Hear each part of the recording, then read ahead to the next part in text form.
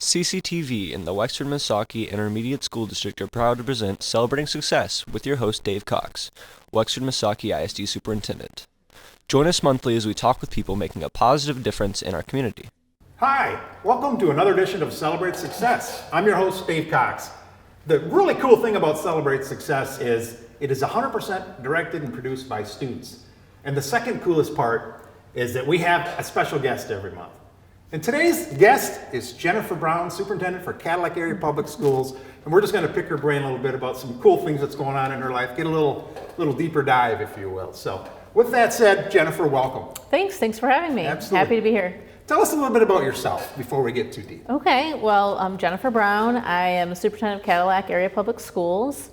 I began my career in 1998 in Cadillac, in the community of Cadillac, as a junior high teacher of English. Very exciting. My husband and I moved here and fell in love with the community of Cadillac. We call it like a big small town. And our entire career has been in Cadillac Area Public Schools. We have 3 children, one who graduated last year and is off at University of New Haven in Connecticut. I have a son who's a junior in high school and a daughter who is in 5th grade. So currently I'm a superintendent, and I couldn't be prouder of the education we provide our kids, but also the experiences we're trying to build for our community and for our students. Absolutely. Superintendent, what a big job. Of a relatively good sized district as well. So going back a little bit, so did you meet your husband when you were teaching here at CAPS? No, we met at college. We both were up at Lake Superior State University, and we both were in the education program. He played tennis, I played volleyball. We started off really good friends, and lo and behold, we both were hired in Cadillac and got married a year later. That's awesome. Yeah. So what made you want to take the seat of the superintendent? You know, I never saw myself as a school administrator. I always saw myself as a teacher, a coach, and then I get a little antsy. I get like a little 7-8 year itch, and saw myself in administration as assistant high school principal. And then the superintendency came open, and I had some people contact me and really see if there was something that could be of interest to me. And I also really feel it is important to be a part of the solution. So in our community, I really believe in our public school system, and if I want that to be as great as I think it can be, I wanted to be a part of getting us there. Excellent. Talk to us about Cadillac Area Public Schools, because there's got to be a ton of things to be happy and celebrating success, right? So pick a few and then we'll go from there. So one of the things that is visually obvious is we are undergoing a huge transformation in our facilities. Yes. So we have completed phase 1 and 2 of construction, which again, so appreciative to live in a community like Cadillac who supports our kids and our schools. Really that investment in 2018 of $65 million has been able to allow us to transform all of our elementaries, create an early childhood center to serve our youngest learners in the preschool, do a 2-story addition and a gym at Mackinac Trail so we can move to a 6-8 traditional middle school so we can serve those students differently because they require different things in middle school. They're going through a lot.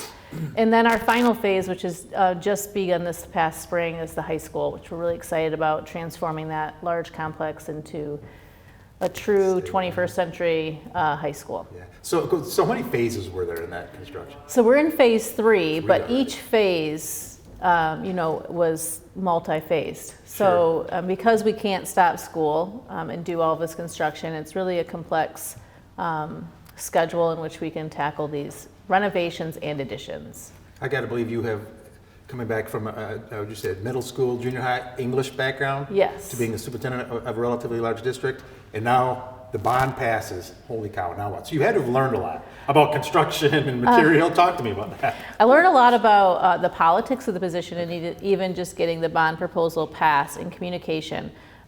Most of my world had been in the world of students, which I love. I'm passionate about, I love working with kids and talking with kids. And then moving into administration, superintendency was more talking with adults.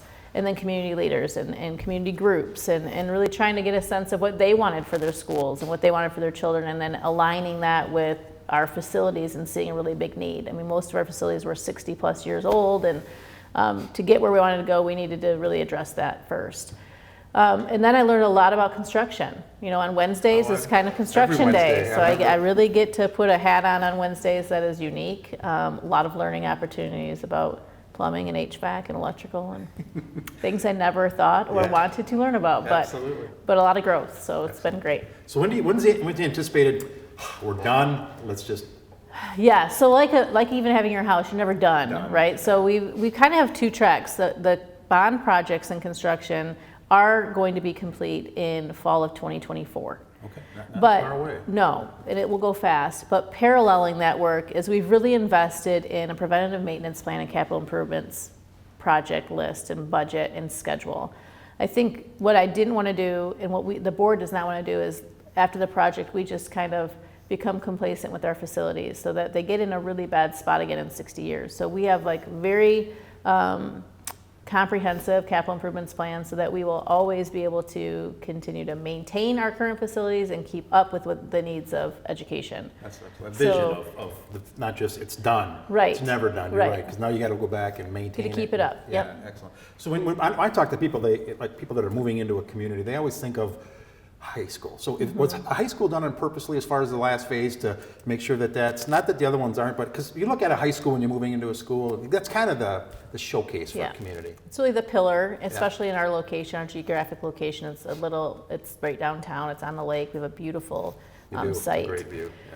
It wasn't because it is the pillar or most important. It really was because of our transition plan. So in order for us to create a high school at the high school, we had to move our 8th grade to a middle level. In order to move the 8th grade to the middle school, we had to make room for 5th grade at elementary, which really dictated our phasing plan. So creating an early childhood center at Kenwood, previous Kenwood Elementary, allowed us to move all of our preschool programming, make room, and then add on to Franklin, Lincoln to accommodate 5th grade coming from Mackinac Trail to elementary. So you're mentioning those names, and those are the names of your elementaries, and then you've got the Viking Learning Center. Yes. Talk to us a little bit about that. So that's really exciting because we've had preschool in Cadillac for years and years, but we've never designed space specifically to meet the needs of our youngest learners, which are 3 to 5 year olds. So when we addressed that need at Kenwood, we were able to design spaces specifically for toddlers and 4 or 5 year olds, and everything's smaller. The toilets are darling. Sure. Playground equipment has to meet different needs. Larger spaces because it's play-based, and we're really excited about how that's meeting a need in the community. And we get wait lists every year, so we're expanding. We added another preschool room. Try to eliminate those wait lists. Yes. That's the goal. Yes. Yeah. So we have a tuition-based, we have grant-funded, we have before and after school programming, summer programming, all based out of that location. And Ashley Matuzio is our director. She's fantastic.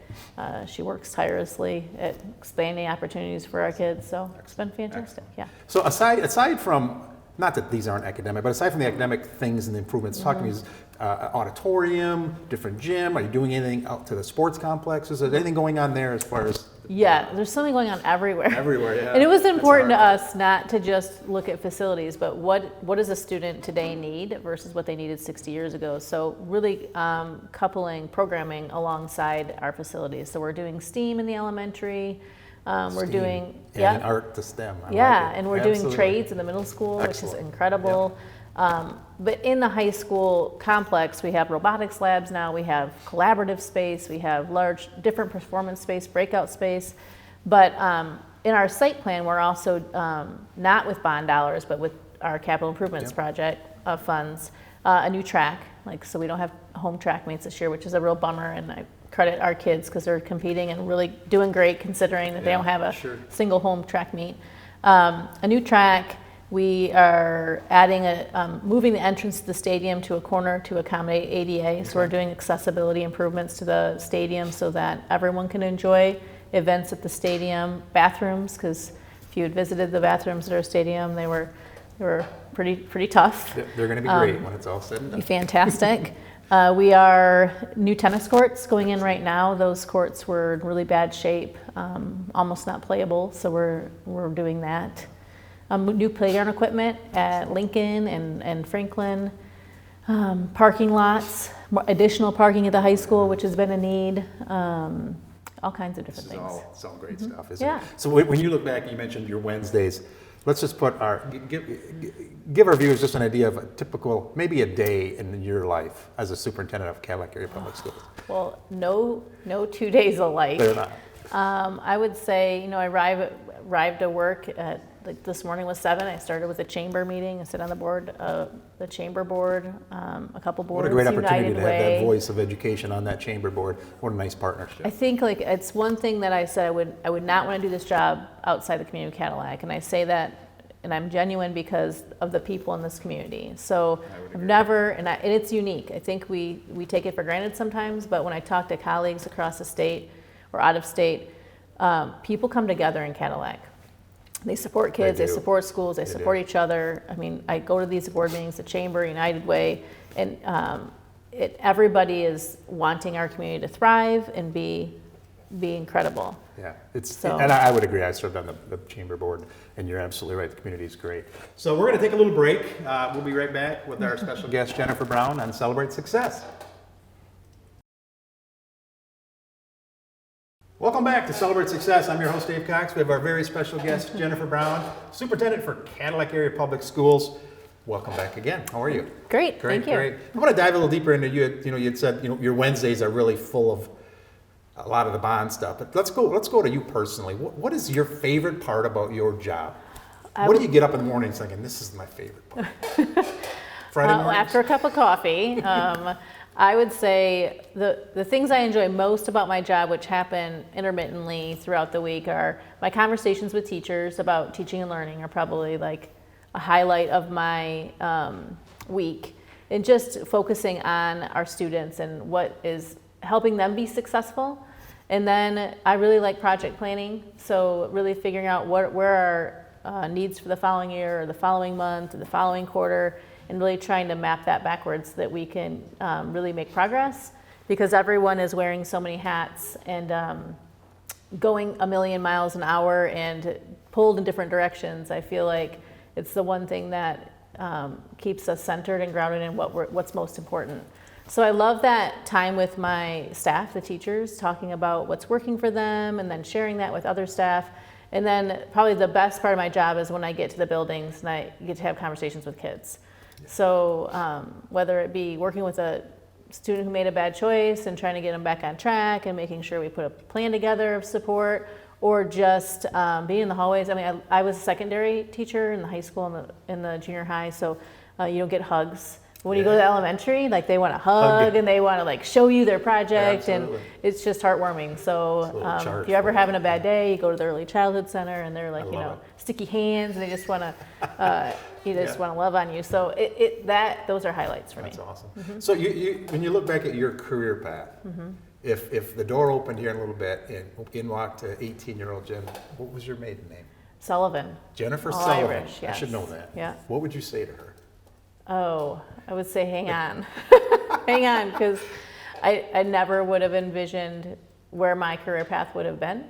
And I credit that to amazing mentors along the way and people who believed in me and believed I could do things that I wasn't even necessarily interested in, but have been really great opportunities for me to grow professionally but also personally, and to meet some amazing people and be inspired. So I would just say hang on and have confidence and take risks. I think that was like the younger me wasn't so strong, and the older I get, either the more confident I get or the less I care about failure. So I wish I would have known that earlier, and then maybe I would have just stressed out a little less. Okay. But yeah, I think that's what I would tell myself. And I would honestly tell like all young. That was my next question. If the group of students that are here, after the show's over, if you were to sit down with them, what advice would you give them in general? It doesn't have to be about an education pathway, but just in general. Yes, so I would recommend a few books. One, because I think that, and I'm looking out and I see 3 young ladies of 4 crew here, and I'm super proud of that, because absolutely. I think we get a little rooted in tradition and what roles we're supposed to serve, and I think it's hard to get outside that, and not because we don't know we can, but because we don't have models who show us, and it's hard to take those risks because you're going to fail, but that's okay. And I do think our young men don't have that fear of failure as our young ladies do, and I think we have to do better with that. So that excites me about seeing our young ladies taking risks in non-traditional gender role careers, and being stronger and having more and more models for that. So that's awesome. Yeah, and surround yourself with those models. And Yes. it's not easily done. It's easy. No, but I do think uniquely, sorry to cut you Yeah, off, no, in it's Cadillac we have some really incredible female leaders.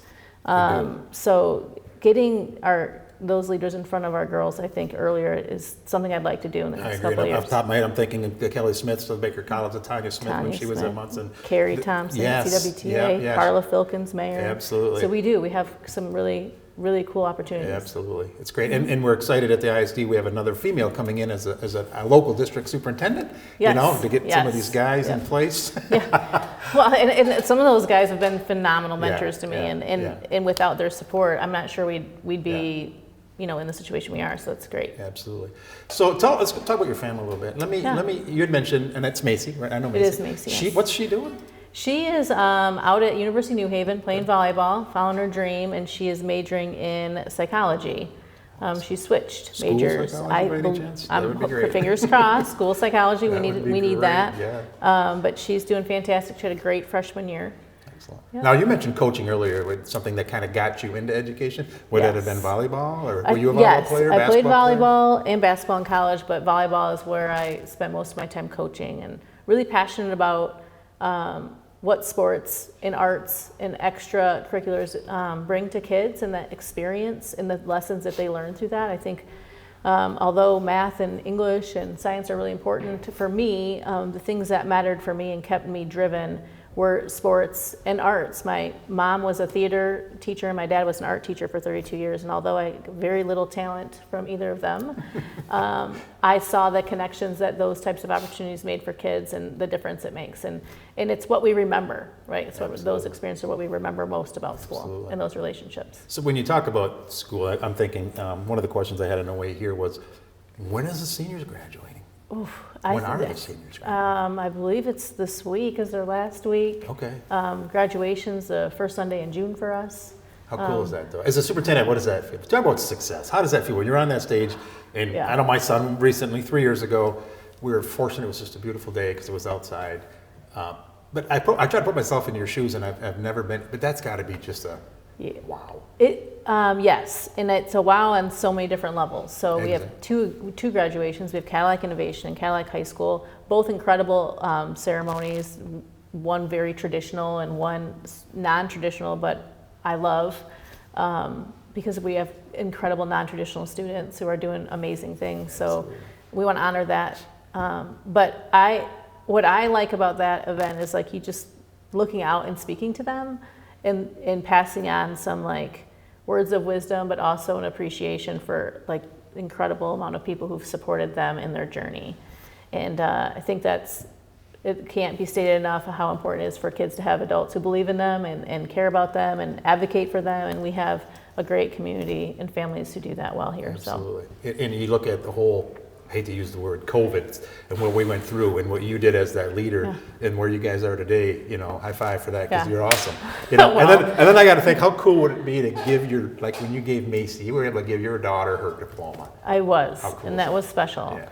And we almost made it through without saying the word COVID. I know. So come on, no. I'm sorry. I think everyone's just tired of the COVID. We are, but that's a success. I look at that as a challenge and a success. Yes. And the districts Cadillac did a phenomenal job, your staff, everybody. It's And just our amazing kids. people how much the schools went through and the leadership of the superintendents. And Jen Brown, leads that way, in my opinion, and what you did and how you got there, because it was a success. It was, and we kept our doors open, and it was hard, and it was challenging for everybody, kids, families who had to be home and teach, and staff who had to figure out how to teach from home and remote. And I credit our success fully to everyone roll up your sleeves and do whatever you have to do, from food service to the kids. And as resilient as our kids are, like it's been hard, and it's hard to name why it's hard.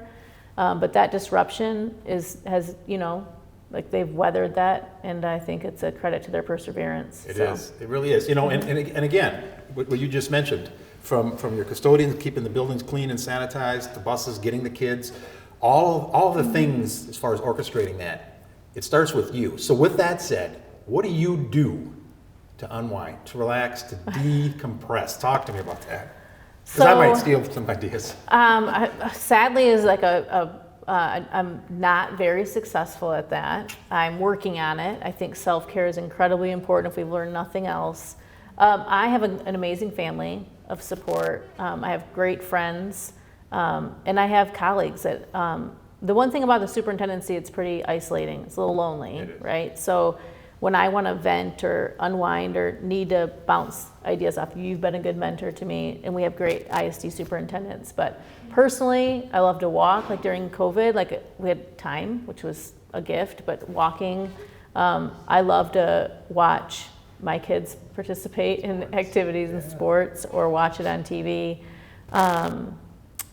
Read, like I like to read. I would have said trying to turn screens off more, because I think that's a bit of a symptom of the stress and not unwinding. And we are so attached to these phones. As a leader of a school district, that phone is nonstop. It is. So putting down some more ground rules for myself about, in my house, like phones down at 11, just little things that keep you a little unplugged from the race of the everyday. Yeah, because you got to take care of yourself. You do. It starts at the top. You do. Yes. So looking at your family, your friends, your closest family, what's something about Jennifer Brown that maybe they don't even know that you might be willing to share with our viewers? Something positive or something that you consider, they don't even, nobody, maybe your husband knows, but maybe nobody else. I don't know, if you don't mind. So make you think a little bit. Maybe something that people would not know is I really, like when I'm done, like I really just want to put on like a t-shirt and a pair of sweatpants. Chill and just, I'm more of an introvert outside my work. So, and I know that shocks some people, but I would prefer to be with less people and just kind of quiet, go for a hike. I love to travel. I love to travel and see new places and experiences, but mostly, I just kind of want to relax. Chill. In my sweatpants. I'm all right with that. We're not alone in school, but I have no problem with that. So if you could wave your magic wand, and it can be world in general, or it could be education specific, what's one thing you would change? Or add? I don't know. I don't know if it's a change or an add, but I think something I'm seeing evolving in our kids, which makes me so excited for our future, is they are so much more open-minded and accepting of difference than adults in this world. And I think that's an incredible positive sign for the future. And I would wave my wand to say, I wish there was more accountability for adults so that kids would have that as a good, healthy model. And I think right now we're living in this world where people can say and do things without accountability, and it's dangerous because our kids are watching, and they're watching, and they're positioned, and they are like the healthiest version of us right now, which is a little bit different from, I think, generations of past. I agree. So it's interesting. I find our kids are checking the adults more than the adults are checking the kids on behavior and things that they're saying, and not about school. That's not a school thing. So I think that's interesting. I think that's great. I would echo that. I would agree with that. So thank you very much for taking a busy Thanks for having lady. me. You're welcome. We appreciate it very much. Yeah. We have Jennifer Brown here, a special guest on Celebrate Success. We'll see you next episode. Take care, everybody.